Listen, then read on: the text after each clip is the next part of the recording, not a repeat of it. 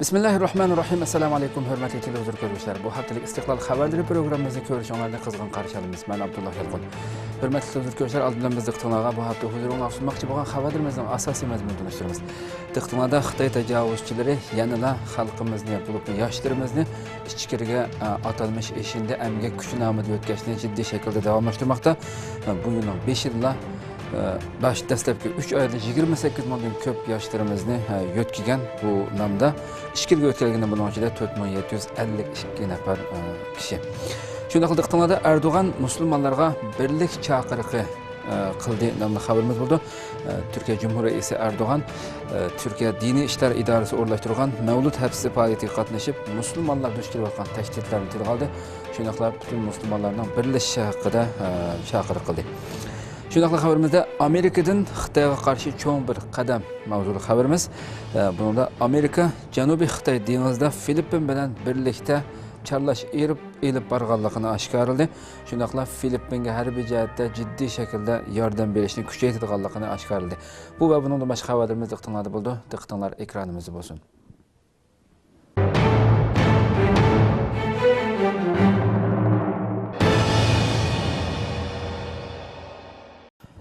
Xalqaro Turkiston qurultiyi o'tkazildi. Xalqaro Turkistonliklar hamkorlik jamiyatining o'rinlashtirishi bilan 2-navbatlik Turkiston qurultiyi Istanbulda o'tkazildi. Xalqaro Turkistonliklar hamkorlik jamiyatining o'rinlashtirishi bilan 1916-yilda qo'zg'algan va Buyuk Turkiston qatliamining 100 yilligi temasida 2-navbatlik Turkiston qurultiyi Istanbulda o'tkazildi. Sharq Turkiston ma'rif va hamkorlik jamiyati bu qurultayga qatnashdi va Sharq Turkiston haqida ilmiy dokument berdi. Bu navbatlik qurultay 17-18 aprel kunlari İstanbulning Bog'chilar shaharlik hukumati yoshlar markazida o'tkazildi. Yig'inga Turkiyada faoliyat olib berayotgan Turkiston tashkilotlarining vakillari, Turkiya va boshqa davlatlardan kelgan turkistonlik akademiklar, muxbirlar va yozuvchilar qatnashdi. Yig'in Qur'oni Karim tilovati bilan boshlandi. Turkiston darining raisi Burhan Kavuncu, Bog'chilar shaharlik hukumatining boshlig'i Loqman Chag'irji va Kastamonu universitetining mudiri professor doktor Seyit Aydin qatorliqlar echilish nutqi so'zildi.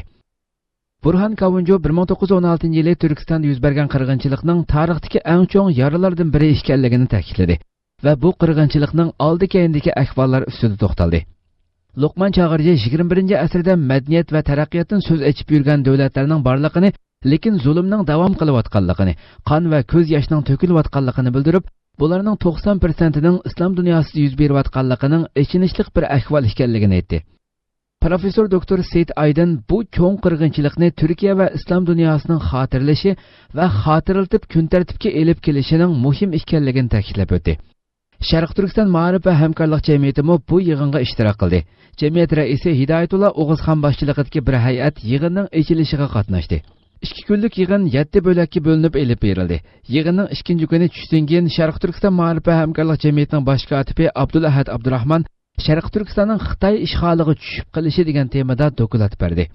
Abdulahad Abdurahman dokumentida 20-asrning 30 va 40-yillari qurilgan 2 qatimliq Sharq Turkiston jumhuriyatlarining qurilishi hamda bu ikki jumhuriyatning Rus va Xitoydan iborat tashqi dushman va ichki kuchlarning birlikda harakat qilish natijasida yiqilishi, shundaqla buning oldi-keyindagi ahvollar ustida to'xtalib o'tib, Sharq Turkistonning Xitoy ishg'oli ostiga tushib qolishining tarixiy arqa ko'rinishini yo'ritib berdi. Alihan Turan başlıqdaki bu inqilabda Alihan Tura yana Çin sayını qo'lga tushdi, turmuga. Tashlandi va turmada 4 yil qiyin qisqartirib turdi. Oxirida nurg'unga Rossiyaning aralashishi bilan Alihan Turanni qo'yib tushunsa va tekrar inqiloblarning boshiga o'tdi. 1944-yili tek ikkinchi Sharq Turkiston Cumhuriyeti qurdi. Xitoy shaharlarida Uyg'urlarga yotoq bergan mehmonxonalarning jazolanganligi oshkorlandi. Xitoy Sharq Turkistonda atalmish Millatlar Ittifoqligi safsatisini davron selayotgan bir sharoitda Xitoy o'lkalarida Uyg'urlarga yotoq bermaslikning tuzumlashganligi va buningga xiloflik qilguvchilarning jazolanganligi oshkorlandi. Xitoy Sharq Turkistonda Millatlar Ittifoqligi safsatisini davron selayotgan bir sharoitda Xitoy o'lkalarida Uyg'urlarga yotoq berish rad qilingan qisqa filmlar tarqalishga boshladi. Uyg'urlarga yotoq bermaslikning tuzumlashganligi va buningga xiloflik qilguvchilarning jazolanganligi oshkorlandi. Xitoyning ma'lum bir shahardagi mehmonxonaning kutib olish zalida yonfundi tortib olingan qisqa filmda Şinjanlıqlarga yataq bergan mehmonxonalarning jazolanganligi oshkorlandi. Bu filmda bir mehmonxona xodim bilan bir necha xaridor orasidagi dialog berilgan. Filmda boshdan oxir mehmonxona xodimining surati chiqqan bo'lib, u Şinjanlıqlarga yataq berishga bo'lmaydiganligini qayta aytadi. Xaridorlar nima uchun deb so'rab turib olganda, ularga boshqarish tizimi bo'shroq boshqa mehmonxonalarga chiqib beqishni aytadi. Oxirida bo'lsa, agar yataq ichib bersa jazolanganligini oshkorlaydi. Mehmonxona xodimi izchil intayin qo'pol muomalada bo'ldi. Xitoyning o'lkalarida Uyg'urlarni yaklaydigan, ulardan ehtiyot qiladigan turli yerlik siyosat belgilamalar o'tirg'i chiqmoqda. Yuqorida ko'rinishlarning oshkorlanishi tunji qatimliq ish emas. Bu filmdagi mehmonxona xodimining so'zlaridan Xitoylarning ehtiyot qilib emas, balki doirlarning jazolaridan qo'rqib yotoq bermaydiganligini ko'rib olg'ili bo'ldi. Xitoy Sharq Turkistonda hadab atalmish Millatlar Ittifoqligi tashviqoti elib berib, Uyg'urlarni ko'chman Xitoylar bilan chiqishib o'tishga ko'ndirmoqda. Buning aksiga Xitoy axboroti va Xitoy o'lkalarida qasddan Uyg'urlarning yomon obrazlarini bozorga selib, vahima paydo qilib keldi. Bu xil ahvol Xitoyning ikki yuzlamachilik siyosatini oshkorlab qo'ymoqda. 所有新疆人就不能住吗？只要新疆人住你们酒店就可以罚你吗？对啊。这地区啥地区？我查一下。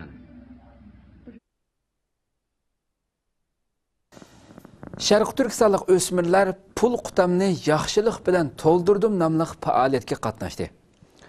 Sharq Turkistonlik o'smirlar 17 aprel yakshanba kuni Istanbulda pul qutamni yaxshilik bilan to'ldirdim nomli faoliyatga qatnashdi. Turkiyada aktiv xizmat qilayotgan va markaziy Istanbulda bo'lgan Yordam Eli, ya'ni Yordam qo'li jamiyati 17 aprel Istanbul Başak shahar Amin Saraj madaniyat san'at zalida 1000 kishilik bir faoliyat o'rnashtirgan bo'lib, buningdan bir qancha oy burun boshlangan bu faoliyat tayyorligi uchun Sharq Turkistonlik o'smirlar taklif qilingan edi. Yordam Eli jamiyati tarafidan xayri saxovatni har yerga yeyish va dunyodagi o'xshamagan davlatlarda zulmga uchragan musulmonlarning farzandlariga yordam berish, ularni bir-biri bilan qayrindosh qilish maqsadida o'rnashtirib kelayotgan bu faoliyat bu yil 7-qatimliqqa qadam qo'ygan bo'lib, Sharq Turkistonlik o'smirlar bu yilqi bilan qo'shilib, bu faoliyatga 2-qatim qatnashgan bo'ldi. 2009 yili iyul oyining 5-da Istanbulning Xalij Kongre cho'ng yig'ilish zalida tunji qatimliqqa elib berilgan va ayni chog'dagi Turkiyaning bosh ministri Recep Tayyip Erdo'g'anning ayoli Amina Erdo'g'anning qaytilishi bilan ochilish murosimi elib borgan faoliyatda 50 ga yaqin Sharq Turkistonlik o'smir qatnashgan va bu faoliyatda Uyg'ur o'g'il o'smirlarimizdan 6 kishilik bir guruh sahnada milliy kiyimlar bilan samo usuli o'ynab, bu yilqi faoliyatga qatnashgan o'smirlarimizning soni bir hassa oshgan bo'lib, Zaytinburnu, Safakoy va Başak shahar Güneşli qatorliq rayonlardan 100 dan ortiq o'smirimiz bu faoliyatning alohida mehmonlari qatorida qatnashdi va Falastin, Iroq, Suriya, Afg'oniston qatorliq davlatlarning o'smirlari bilan shor ko'ptirib, zalning kayfiyatini alohida jonlantirdi. Hech qanday bir bayroq bo'lmagan zalda oy yulduzliq ko'k bayroqni to'xtamasdan lapildatib chiqqan bolalar o'zlarining mavjudligini har bir daqiqada xotirlatib turdi. Sahnaga chiqib faoliyat ko'rsatgan 7 davlatdan qatnashgan o'smirlarning ichidan 3-chi bo'lib sahnaga chiqqan va chiroyli milliy kiyimlari bilan Uyg'urcha mashrab usuliga tushgan 13 nafar o'g'il o'smirimiz va ularning keyinda bayroq lapildatib turgan 9 nafar o'smir qizimizning sahnadagi ko'rinishi orqa-orqadan ko'tarilgan olqish sadolariga ko'mildi. Faoliyat oxirida bu faoliyatga alohida taklif bilan qatnashgan va faoliyatning jonliqligi uchun hassa qo'shgan 3 guruhining oldingi qatorida Sharq Turkistonlik guruhga xotir lavhasi taqdim qilindi. Sharq Turkistonlik guruhga vakolatan sahnaga taklif qilingan bir qiz, bir o'g'il va bir nafar yetakchi o'qituvchi bu faoliyatni o'rinlashtirgan Yordam Eli jamiyatining boshlig'ining qo'lidan xotir lavhasini elish bilan birga Sharq Turkistonlik xonimlarning yurak qini bilan tayyorlab chiqqan oy yulduzliq ko'k bayroq e'lingan lavhani hadya qildi. Yordam Eli jamiyatining boshlig'i beshidan egiz ko'tarib qabul qilgan oy yulduzliq ko'k bayroq lavhasi zalda qizg'in olqish sadosi va tabrik shuarlariga erishdi. Faoliyat oxirida rahmat va madhiyalarga erishgan Sharq Turkistonlik o'smirlar elib kelingan avtobuslar bilan xo'shal-xo'ramliq ichida uylariga qaytishdi. Turpanda taksi şoförleri iş tashladi. Turpanda taksi şoförleri iş tashlab shahar rayonida yurish to'salg'iga uchradi. Lekin Xitoy voqea sababi, jarayoni va qanday hal qilinganligini axborotga oshkorlamadi. Xitoy senatorining 20 aprel xabar qilishicha, bugun Turpan shahrining Qo'chu rayonida necha yuz shofir ish tashlab, mashinalarini yo'l bo'yiga to'xtatib olgan. Buning bilan bu yo'lda qatnash to'silib qolgan. Qo'chu rayonidagi asosliq yo'l bo'laklarida yurish qiyinlashgan. Xabarda bu ish tashlashning sababi shofirlarning nima talablarining borligi haqida hech qanday uchur berilmagan. Naq maydondan tartilgan rasmlardan to'xtatib qo'yilgan taksilar atrofida to'plashib olgan kishilarning hammasining degudek Uyg'ur ekanligini ko'rib olgan bo'ldi. Ijtimoiy aloqa torlaridagi uchurlarda ma'lum bo'lishicha, Uyg'ur shofirlarining ishdan bo'shatilishi va boshqarish haqqining o'stirilishi taksi shofirlarining ish tashlashiga sabab bo'lgan.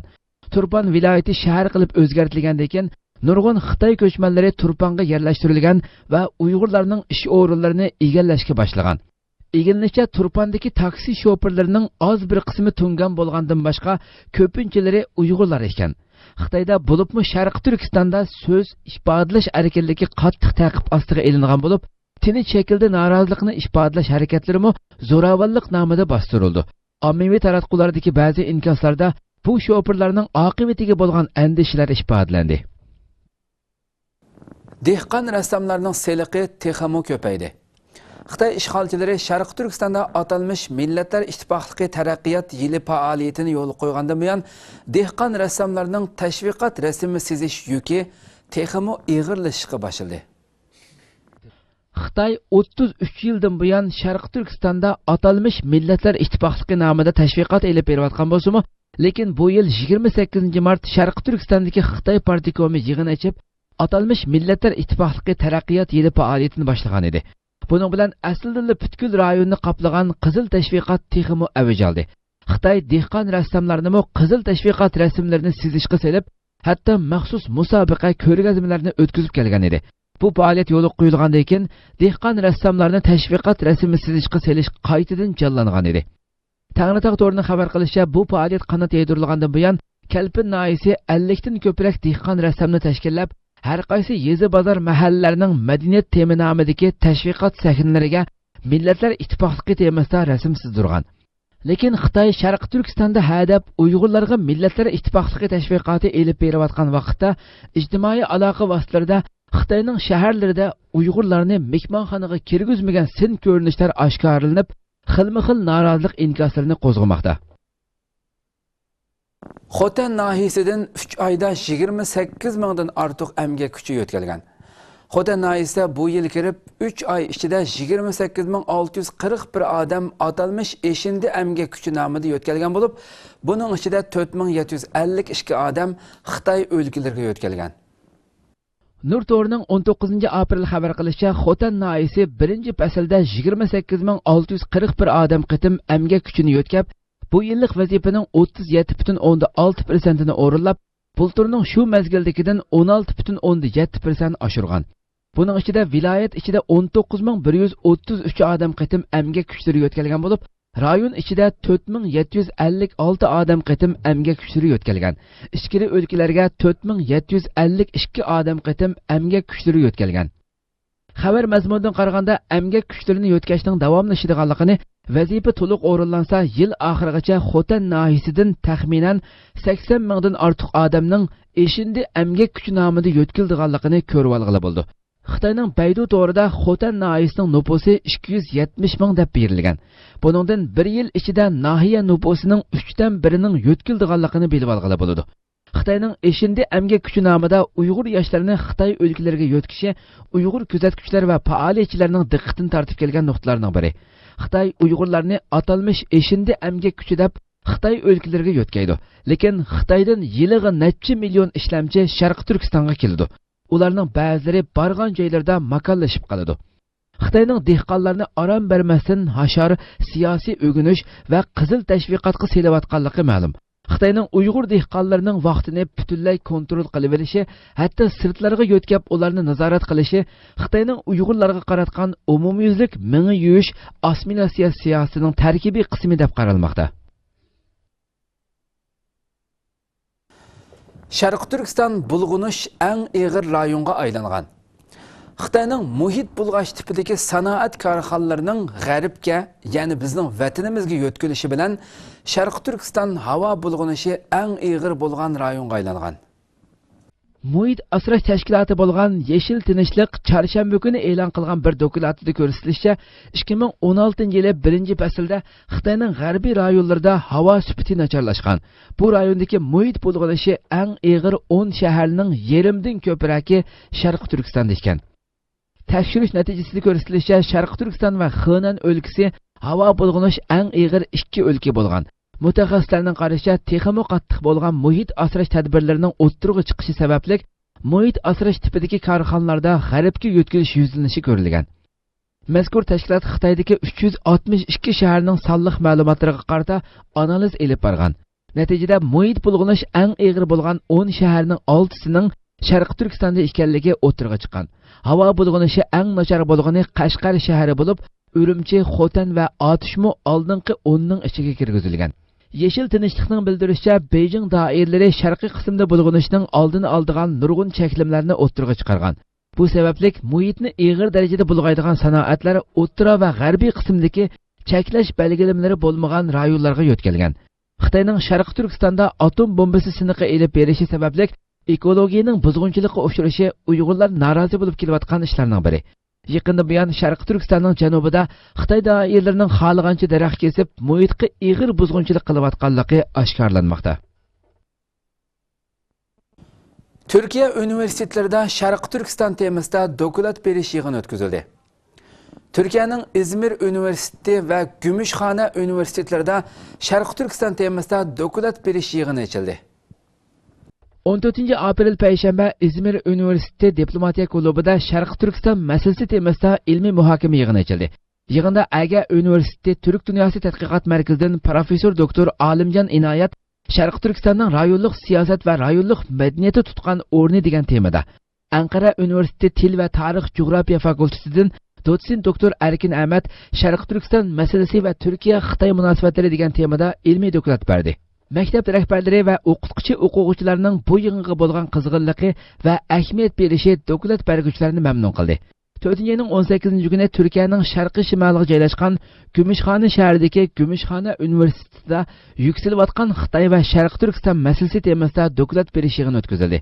Yig'inga Gümüşhane universiteti mas'ullari, har qaysi fakultetlarning modellari, o'qituvchi va o'quvchilar, siyosiy partiya mas'ullari va ommaviy tashkilot mas'ullaridan bo'lib 400 atrofidagi kishi qatnashdi. Hacettepe Üniversitesi o'qituvchisi doktor Erkin Akram yuksalayotgan Xitoy va Sharq Turkiston masalasi mavzuliq dokumentida taraqqiy qilayotgan Xitoyda Uyg'ur diyorining strategik ahamiyati va Xitoyning Uyg'urlarga elib berayotgan besim siyosati to'g'risida ma'lumot berdi. U Xitoyning ig'ir besim siyosati elib berishidagi eng muhim sabablardan birining Sharq Turkistonning strategik qimmatining yuqori ekanligini ta'kidladi. Egilishicha, burun Uyg'urlarga universitetlardagi til, tarix va adabiyot kasblarida o'qiydigan o'quvchilar ko'proq qiziqadigan bo'lib, hozir bo'lsa xalqaro munosabat, iqtisod, idora boshqarishga o'xshash kasblardagi o'quvchilarmi Uyg'ur masalasiga qiziqmoqda ekan. Erdoğan'dan musulmonlarga birlik chaqiriqi. Türkiye Cumhuriyeti Reisi Recep Tayyip Erdoğan, Türkiye Dini İşler İdaresi uyuşturgan Mevlud Haftisi faaliyetiga qatnashdi ve söz qildi. U sözde musulmonlar duch kelayotgan tahdidlar ustida to'xtaldi va musulmonlarni islom ostida birlashishga chaqirdi. Esselamu aleyküm ve rahmetullahi ve berekatuh.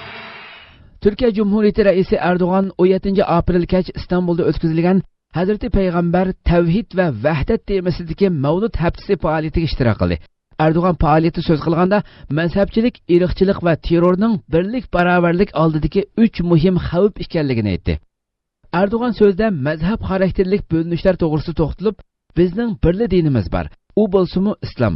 Islomning birlashtiruvchi raviqi ostiga to'planamiz, kelinglar birlashaylik dedi.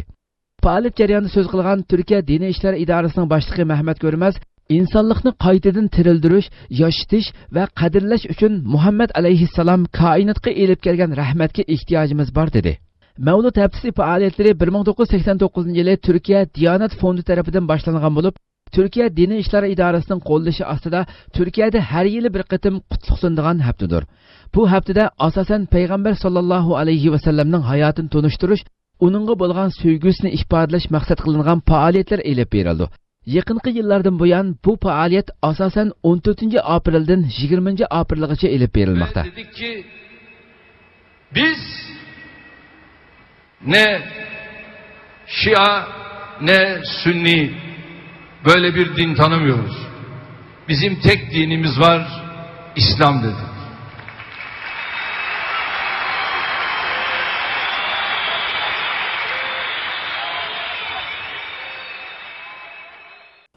Yüzlügen musafir O'rta dengizda qazoga uchradi.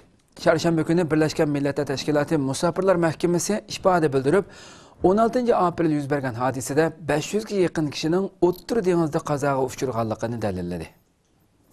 Düşenbe günü İtalya amaldorlari necha yuz musafirning O'rta dengizda qazoga uchirganligini aytgan.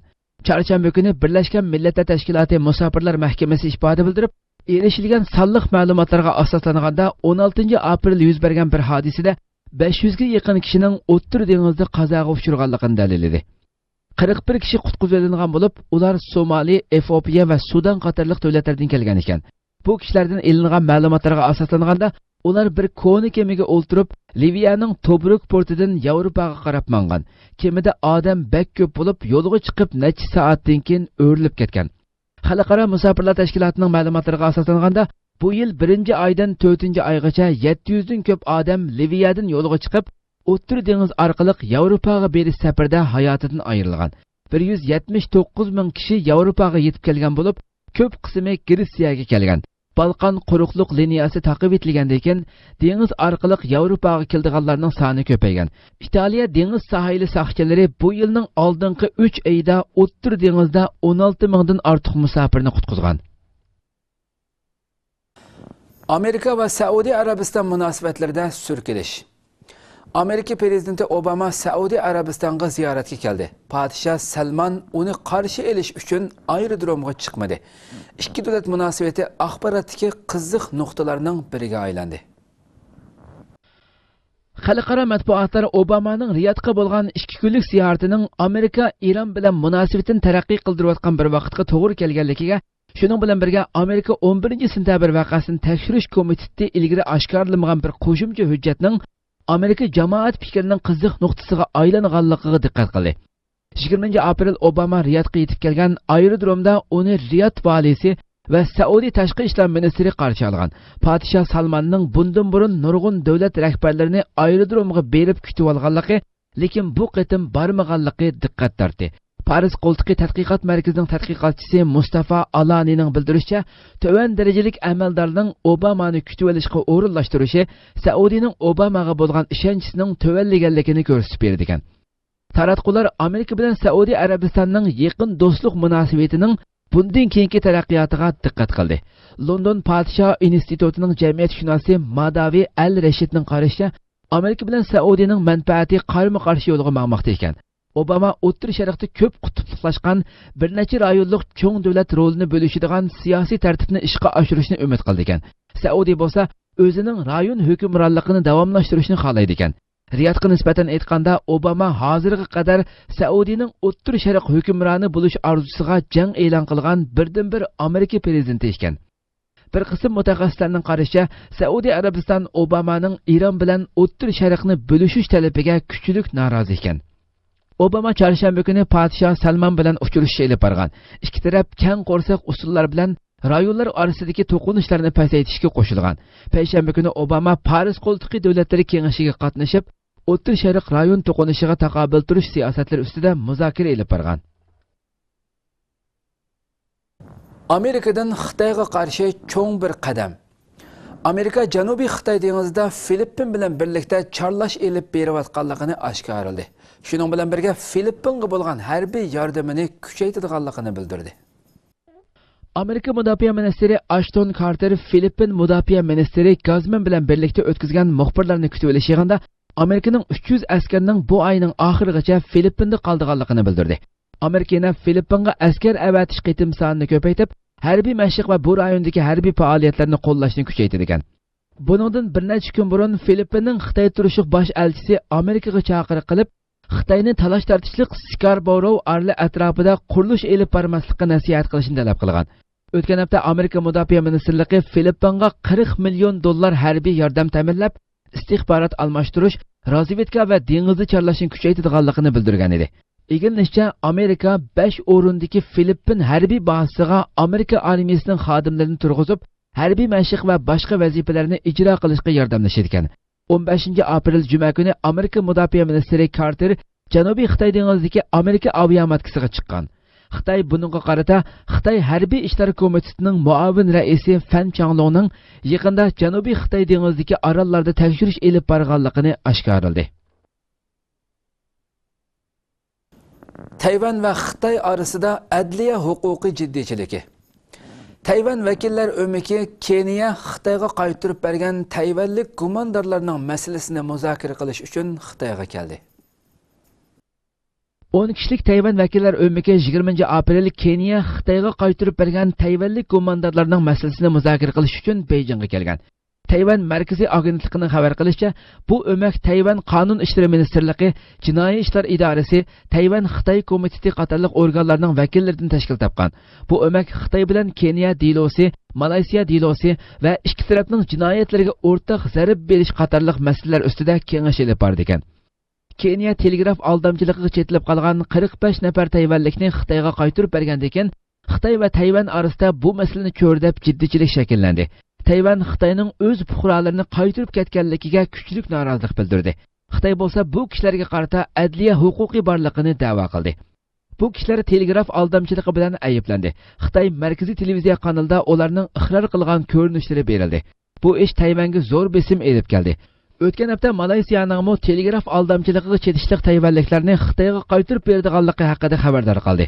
Tayvan amaldorlari Malayziyani qoyil qilib, bu kishilarni Tayvanga qaytarib keldi.